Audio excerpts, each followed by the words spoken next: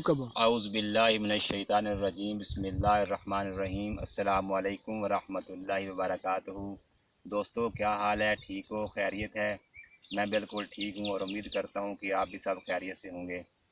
तो दोस्तों, काफ़ी भाइयों ने मुझे कहा कि भाई अमीन के जिस बाबिया की आपने वीडियो अपलोड की हैं यूट्यूब पर, तो उसकी वीडियो अब नहीं आ रही काफ़ी दिनों से।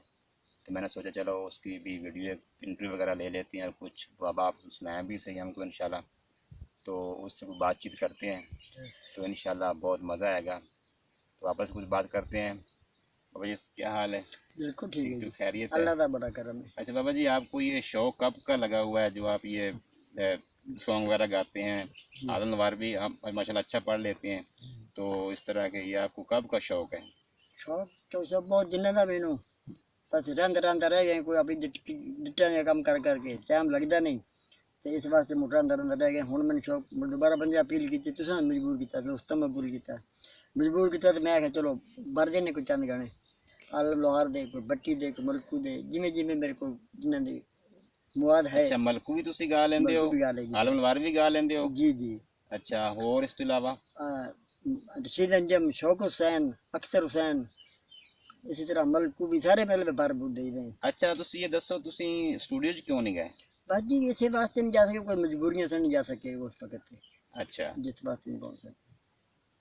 ते अच्छा, तुसी हुण सानू कोई चीज़ सुनाओगे? हाँ जी, तुम जेड़ी शाह को सुना देनी तो कई दोस्तों मैंने पूछा कि बाबा दा ड्रेस की है। तुसी सानू अगर अपना ड्रेस दियो तो शायरी दे अंदाज नाल सानू अच्छा लगेगा। हाँ जी, ते तुसी सानू माशाल्लाह कोई अपना ड्रेस दसो। ठीक है, शेर दे अंदाज तुसी सानू पोएट्री दे अंदाज नाल बयान करना है। जी जी, ते ठीक है, मैं ड्रेस दे देना तुम। सुनो,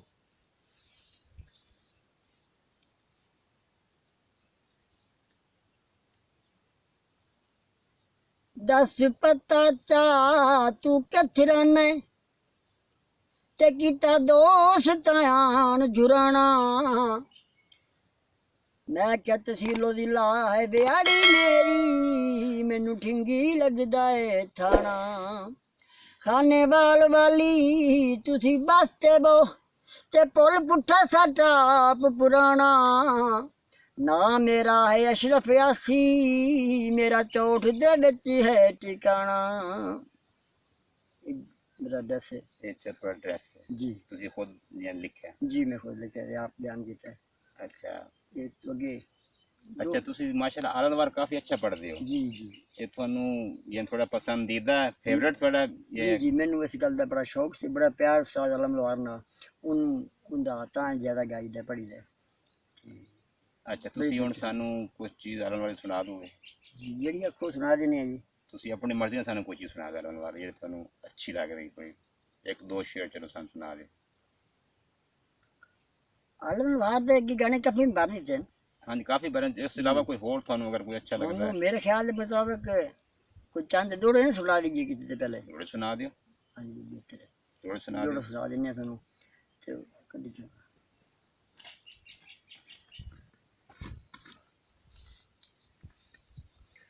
जोड़े सरकार मलक अली मलकू दे जोड़े दो चार तुम सुना देने हैं, जरा गौर करो। ठीक है।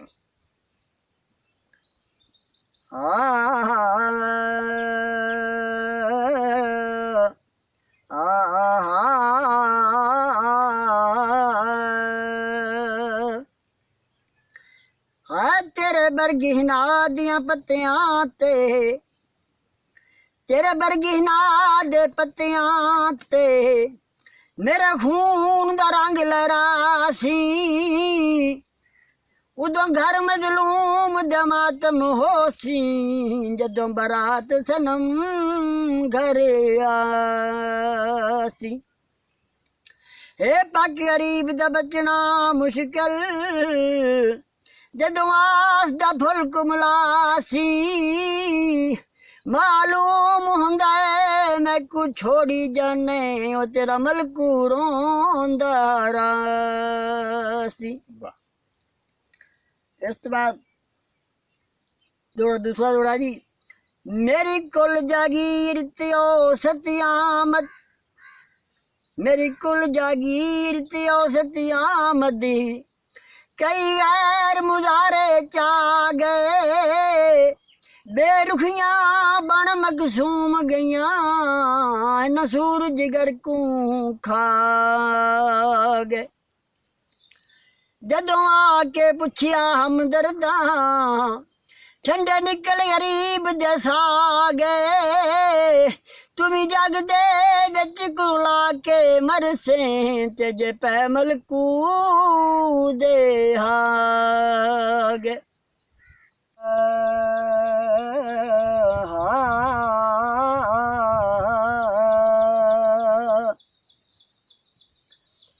کیویں حوصلہ یار بلند کرسے کیویں حوصلہ یار بلند کرسے جدوں غیر جنازہ چیسن کیویں تڑپدی رہی آئی میت دکھی دی تے کلو کی اندازہ دیسن میں کو ہاتھ غیراں دے بھالے سن جدوں کپڑے پالم کیسن قاتل ملکو دیاں خوشیاں دے پہ جگتے ناز کرے سن واہ.